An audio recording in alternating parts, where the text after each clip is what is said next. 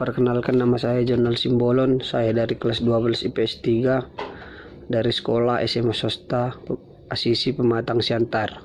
Di sini saya akan menjelaskan akuntansi sebagai sistem informasi. Yang pertama yaitu sejarah akuntansi. Menurut Ahmed Riyaahi Balkawi dalam bukunya Teori Akuntansi, berbagai usaha telah dilakukan untuk mengidentifikasi tempat dan waktu lahirnya sistem pembukaan perpasangan atau yang sekarang populer disebut akuntansi. Beberapa hal yang dihasilkan dari usaha tersebut adalah sebagai berikut. A. Akuntansi dalam berbagai peradaban. Sistem pencatatan telah ada dalam berbagai peradaban sejak kurang dari 300. Selanjutnya B. Peran pedagang Italia. Metode pembukaan berpasangan atau akuntansi telah dikenal oleh para pedagang Italia di sekitar abad ke-14. Buku pertama yang membahas pembukaan berpasangan ini ditulis oleh Masari di tahun 1340. Menurut Raymond de Rovers, pencapai besar pedagang-pedagang Italia kira-kira antara tahun 1250 dan 1400 tahun lalu adalah menggabungkan elemen-elemen yang beragam menjadi satu sistem gratifikasi yang terintegrasi di mana lacinya disebut akun dan semua transaksi dimasukkan dengan prinsip berpasangan.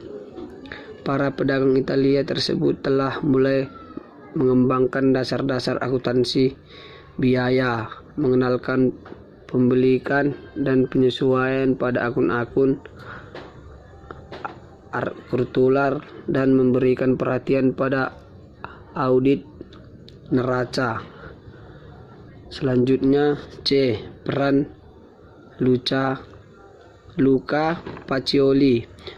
Luca Pacioli banyak dihubungkan dengan mengenal pembukaan berpasangan atau akuntansi. Pada tahun 1494, Pacioli menerbitkan bukunya yang berjudul Summa de Arithmetica Geometria Propion et Proportional, yang di dalamnya mencakup dua bab yang berjudul De Contri yang menggambarkan pembukaan berpasangan.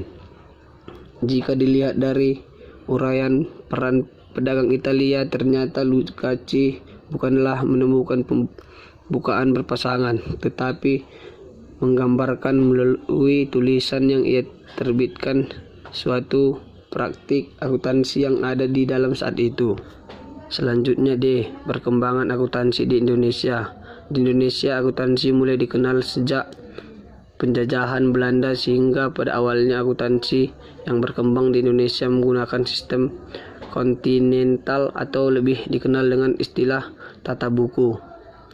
Sejalan dengan perkembangan zaman dan kepentingan Indonesia dalam dunia usaha yang mulai berkait ke Amerika, maka sejak tahun 1970 mulai berkembang sistem Anglo-Sayo atau akuntansi Amerika, lebih dikenal dengan sebutan akuntansi.